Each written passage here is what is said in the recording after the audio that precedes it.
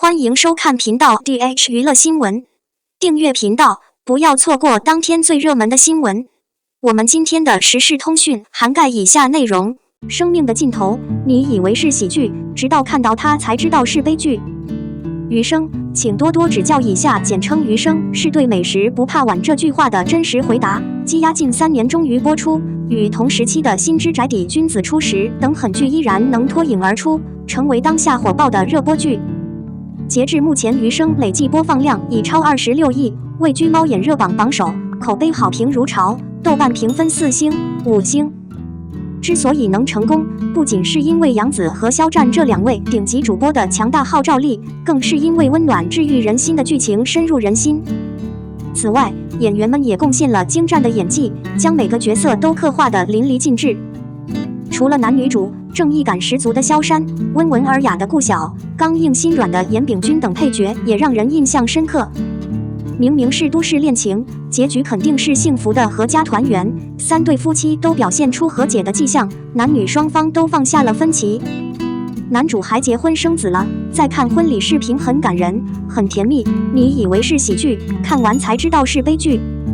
全剧最大的泪点就是林老师的离去，其实原著并不是这样，显然编剧是想给平淡无奇的小甜剧加点波澜，然后在最后轰动一时，显然有效。杨紫的演技真的很好，和父亲在一起的点点滴滴都非常的替补，从最初的刀剑相向，到后来的和蔼可亲，暖心却又格外心碎。林志君已经长大了，但他还是20出头。新婚前夕，他和患有胃癌的父亲一起吃冰淇淋，林先生说他不能永远和他在一起。林志远哭着说：“我要让你陪我一辈子，你陪我孩子一辈子。”他还依偎着父亲，还那个想和他发牢骚和打架的孩子。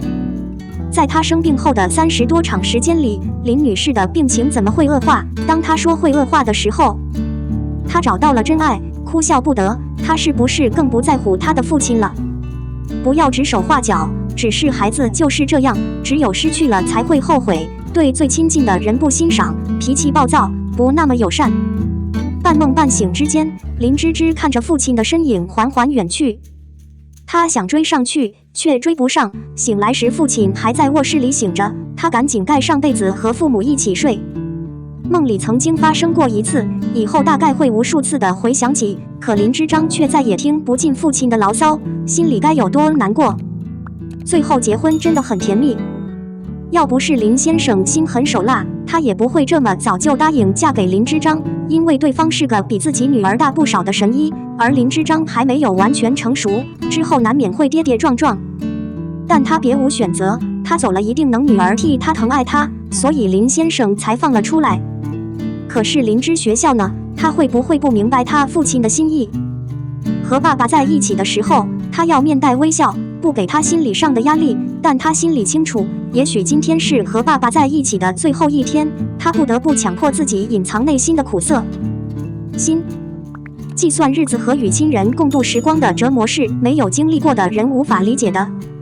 乍看之下，余生有一个温馨而幸福的结局，婚礼现场是世纪的和解，但细看仍显得悲伤。或许等价物贯穿于日常生活，总有一些无法弥补的感叹，我们可以强迫自己去发展，驱使自己放弃。正如顾维所说，人生的来去我们无法掌控，但我们可以坦然面对以前的经历。时间是反抗剂，但真正安静需要多长时间？还有多少人可以清楚地看到生命的精髓和不幸的中心？好在有顾威在林志霄身边，这就是你理想中的余生大结局吗？02肖战的狂热粉丝凭什么把余生看成是真正的成就，而国潮的狂热粉丝又不能不参考大鲨鱼的故事？前2天有一场2番热搜，大鲨鱼的故事男女主角的议论更是名噪一时。迪丽热巴的粉丝们都在说这部剧的表现非常棒，同时又说贾伦的粉丝们对这部剧的评价并不好。再者，任嘉伦的粉丝们纷纷吐槽说节目好会被指责抢功，说节目不好也很容易受到伤害。和大鲨鱼的故事一样，如果不是太麻烦，就劝你到生命的尽头，同样是女主和男主2次。我也看到很多女主粉丝在评论区注意到女主演戏，因此男英雄粉丝无论如何都会指出这个节目很棒。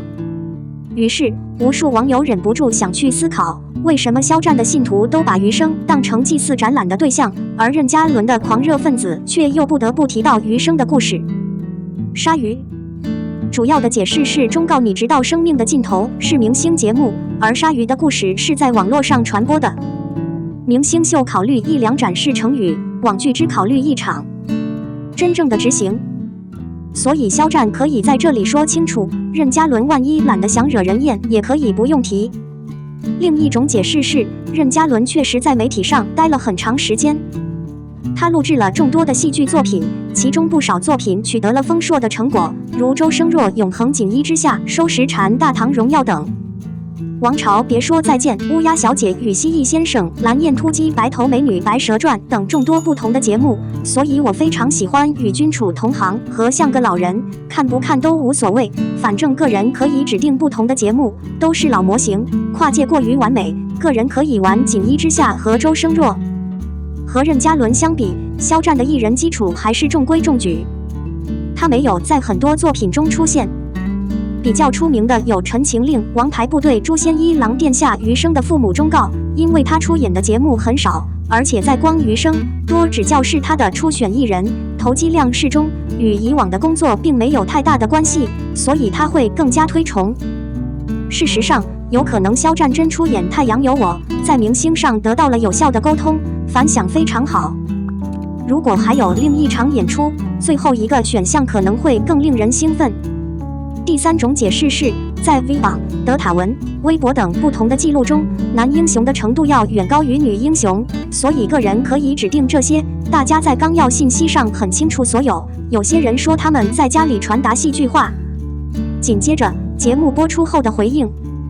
顾威出演余生出圈 ，V 榜全胜，冠军反映公道大鲨鱼的故事让迪丽热巴惊艳的同时，任嘉伦开场前的人鱼造型却是圆圆的，但倾斜度始终未变，不完全等同。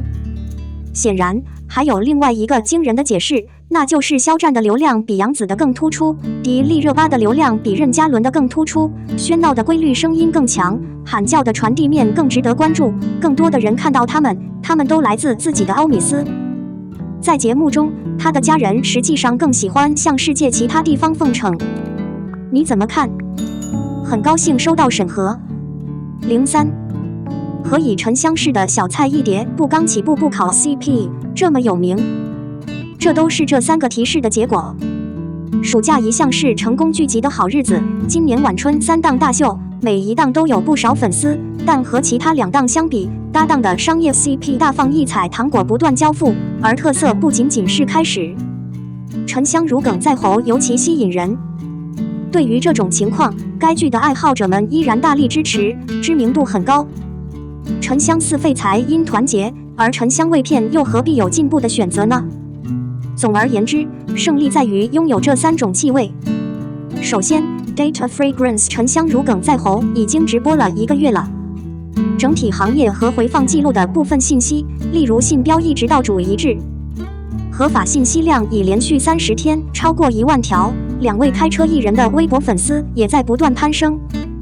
微博贴的记录可能很对，后面都是剧迷们的热烈讨论。沉香如屑无疑是一位如此冷静乐观的戏王。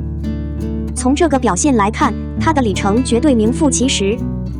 2、营销和营销箱，不管一部剧是不是已经爆了，还是现在已经没有了，不管剧迷们有没有消费能力，现在已经不在黑子的脑残废话里了，而是在金主的严厉了和爸爸们。沉香如屑播出至今，分类广告100余条，根据网友的记录，近期又带来了34条新的分类广告。香子的商圈真是难求，所以不管有多少黑人狂热分子唱得不好，抓金老爷们的眼光都是犀利的，谁能带来更高的收入后果，谁就可能是赢家。此外，黄金大师的父亲们覆盖着各行各业的大型制造商，正因为沉香如粉的狂热分子超戏超标，在观众看来简直就是奢侈品。